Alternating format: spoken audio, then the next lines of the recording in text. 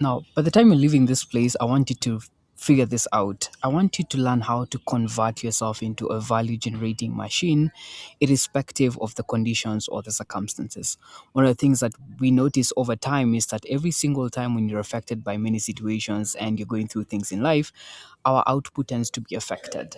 And this is because, for a reason or another, our productivity is tied to what we do, is tied to how we feel, and how we are reacting or responding to the situations that we're going through in life. But is there a way possible that, because one of the things we always know is that you will never have a particular period in time in your life where you're not having a particular challenge. There's never going to be a season where life does not present you with any challenge. Now, of course, there might be different variations of what the challenges might be in the different circumstances, but at any given time, the problems will always be a constant.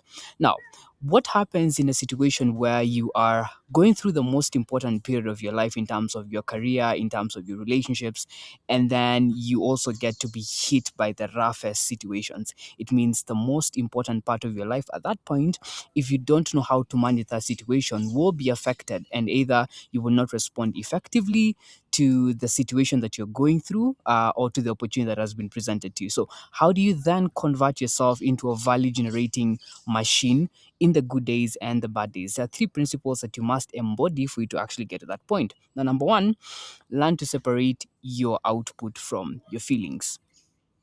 You wake up on a Monday, it's raining, it's cold. What do?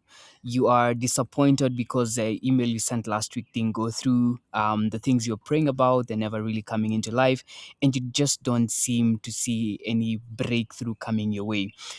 Do you stop going? On such a cold day, do you fold the blanket back and pull it over you and decide to go back to bed? That's what a lot of us tend to do.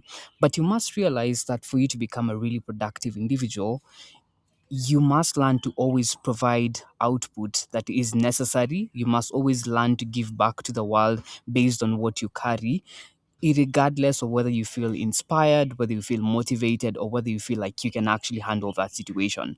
So, fact number one, learn to separate output from your feelings, because there are days when you will feel like you are not inspired enough. There are days when you feel like you don't have the morale, where you don't have the excitement for the things that you are meant or called to do. Do you stop doing those things at that moment? No, because if you do that, then it means you're going to affect the quality of your work. So, number one, separate how you feel from your productivity. You are permitted to have a bad day. You are permitted to go through the emotions. You are permitted to experience the emotions, and go through everything and being present. That's one of the things about being mindful. It's one of the healthiest things that you can do. Unfortunately, you should stop only at experiencing them and don't let them take a hold of you to the point where they alter your productivity. And this, of course, usually counts for and matters, because you now have to figure out, is what I'm doing a lot more important? Does it add any value or relevance? Which brings us to the point number two. When you realize that you've become a steward of the things that you have right now, then you want to get